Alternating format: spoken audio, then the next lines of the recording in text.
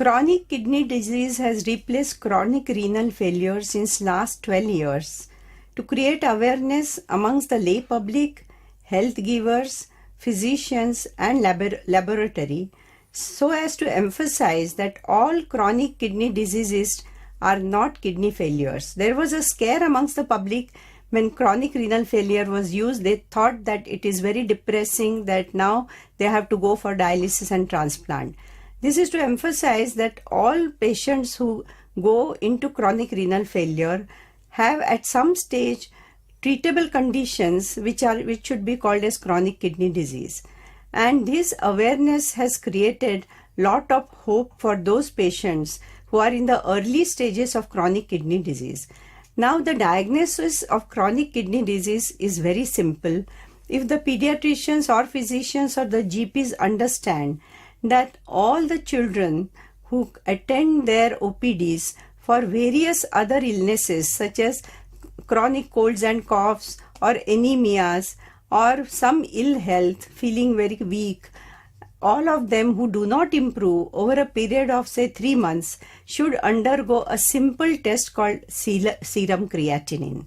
And serum creatinine and height also should be taken, and there is a simple formula which is called EGFR, which is bedside sort of a evaluation by having a calculator, and it is height in centimeter divided by serum creatinine into a constant which is 0.55 into 100, and normal GFR by this method is 90 to 100.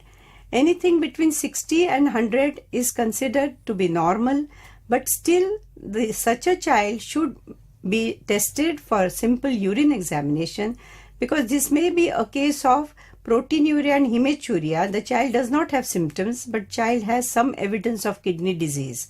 Or this child may be a case of a renal tubular acidosis. So a simple thing, when you send creatinine, next time you can also send for what is known as serum electrolytes and blood gas studies to detect RTA. This child may have growth failure because of the chronic kidney disease or RTA. If the GFR is less than 60, then it is more serious disease. Many of them have anemia due to kidney cause, or they may have bone disease, that is resistant rickets, not responding to vitamin D, so on and so forth. At this stage, these children should be referred to pediatric nephrology centers.